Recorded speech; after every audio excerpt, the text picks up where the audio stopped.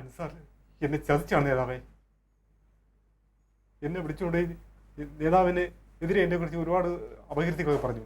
എന്നിട്ട് പറഞ്ഞു നേതാവിൻ്റെ കൂടെ നിന്നിട്ട് ഒരു കാര്യവുമില്ല, അൻസാറിൻ്റെ കൂടെ നിന്നാൽ എന്നെ പ്രധാനമന്ത്രി ആക്കാത്തത്. അത് കേട്ട് വിശ്വസിച്ച ഞാൻ അൻസാറിൻ്റെ കൂടെ കൂടി. എന്നിട്ടിപ്പോൾ വല്ല ആയ ഒന്നും ആയില്ല. വേഷ കിട്ടിയല്ലേ പോലീസിൻ്റെ തേടി. അങ്ങനെ തന്നെ വേണം. ഈ ബാബുക്കുട്ടൻ എന്തിനാ ഇപ്പോൾ ഇങ്ങോട്ട് വിളിച്ചോണ്ടെന്നാ? നമ്മുടെ പാർട്ടിയിൽ നിന്ന് ചാടിപ്പോയി വേറെ ഏതോ പാർട്ടി പോയി ഇപ്പോൾ അങ്ങ് വലിയ ആളായി കളയെന്ന് പറഞ്ഞിട്ട് എന്ത് പറ്റി? ബുദ്ധി മോശം കൊണ്ട് അങ്ങനെയൊക്കെ പറ്റിപ്പോയി. നിനക്കതിന് ബുദ്ധി ഉണ്ടോ മോശം പറ്റാൻ? ഞാനൊരു കാര്യം പറയാം, രണ്ടുപേർക്കും തോന്നുമ്പോൾ പോകാനും തോന്നുമ്പോൾ വരാനുമേ ഇത് സത്രമല്ല.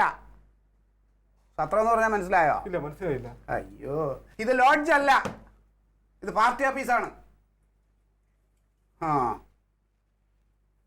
ഇപ്പം എന്താണ് ഇനി സ്ഥിരമായിട്ട് ഇതിൽ തന്നെ ഉണ്ടാവുമോ? മര്യാദയ്ക്കാണെങ്കിൽ രണ്ടുപേർക്കും ഇവിടെ നിൽക്കാം കേട്ടോ.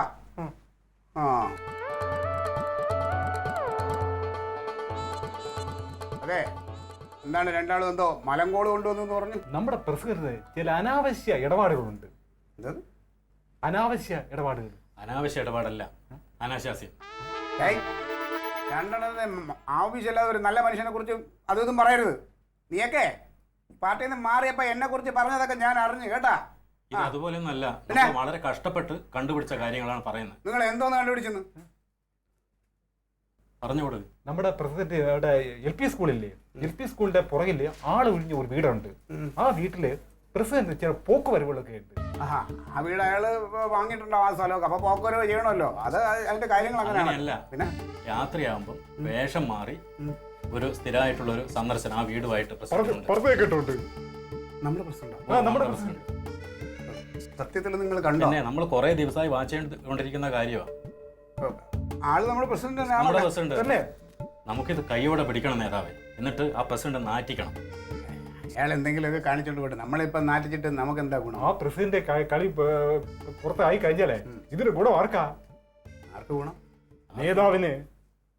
എനിക്കെന്തോ ഗുണം? ഈ പ്രശ്നങ്ങൾ ഇങ്ങനെ പുകയുമ്പോൾ പ്രസിഡന്റിനെ പാർട്ടിയിൽ നിന്ന് പുറത്താക്കും. അപ്പൊ പിന്നെ അടുത്ത പ്രസിഡന്റ് ആരാ? നേതാവ് ആരാണ്? പ്രസിഡന്റ്. ഞാൻ അത്രയ്ക്ക് അങ്ങോട്ട് ചിന്തിച്ചില്ല. ഒരു കാര്യം ചെയ്യാം, നമുക്കിപ്പോ പോലെ പോയാലോ, ബുക്കിയാലോ പ്രസിഡന്റിനെ? ഇപ്പൊ പോയിട്ട് എന്ത് ചെയ്യാം? രാത്രിയാണ് പരിപാടികളൊക്കെ. രാത്രി പോയിട്ട് കാര്യമില്ല. അങ്ങനെയാണെങ്കിൽ ഇന്ന് രാത്രി നമ്മൾ പ്രസിഡന്റിനെ പൊക്കും. പ്രസിഡന്റിന്റെ ചുട്ടിക്കളി നമ്മൾ ഇന്നത്തോടെ അവസാനിപ്പിക്കും.